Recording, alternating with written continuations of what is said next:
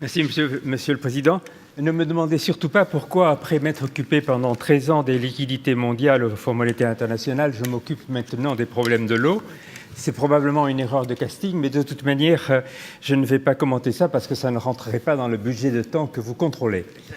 Je crois qu'il était très important que notre conférence se penche un tout petit peu sur ces problèmes parce que l'eau, qui est l'objectif du millénaire qui commande tous les autres, l'éducation, la santé, la croissance des pays en développement, etc., a été jusqu'à une date très récente une orpheline dans le système des Nations Unies.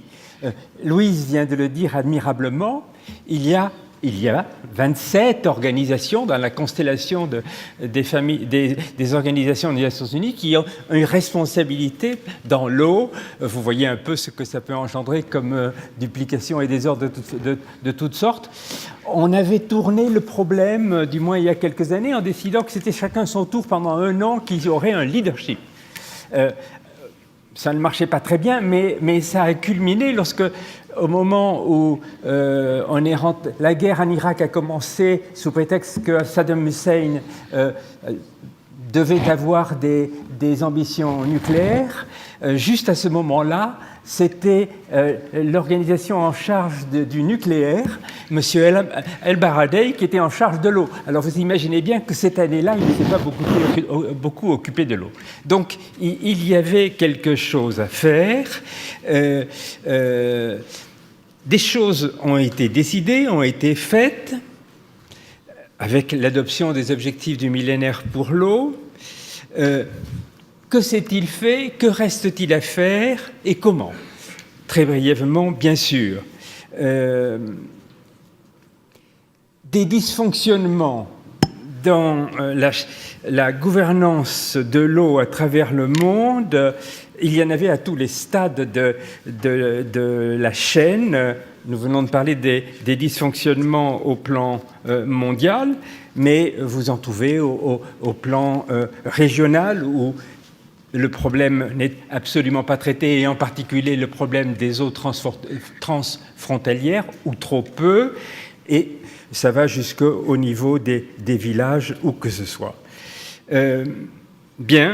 Pour faire face à ces dysfonctionnements, différentes conférences ont eu lieu, qui ont fini par culminer à une conférence à Kyoto en 2003, dont à Évian, le G8 a eu la bonne idée de se saisir des conclusions pour offrir au reste du monde un plan d'action mondiale sur l'eau qui a été, vaille que vaille, mis en œuvre. Alors, au plan des Nations Unies, on a créé un groupe de conseillers du secrétaire général qui, au moins, sert de mouche du coche, pas beaucoup plus, mais néanmoins qui joue un certain rôle de ce côté-là. On a fortement sensibilisé les institutions financières internationales, Banque mondiale, Banque régionale de développement en particulier. Je voudrais saluer ici l'effort de la Banque africaine de développement sous la présidence d'un grand Marocain, M. Omar Kabaj, qui a créé en particulier une facilité pour l'eau dotée de crédits de dons pour l'essentiel et dont le mode de fonctionnement consiste à inverser la chaîne normale de financement de l'eau. Au lieu de financer les trésors nationaux qui, après ça, financent l'eau dans les villes capitales, etc., et quelques gouttes de cette eau arrivent à peine, ou de ces liquidités arrivent à peine dans les villages, là c'est l'inverse.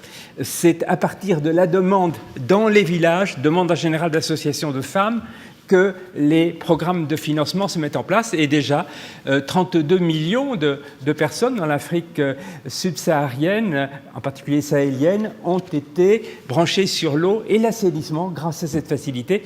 Je la signale parce que le replenishment de ces ressources va être au programme de nos gouvernements en 2010, et je pense que nous devons appuyer ça.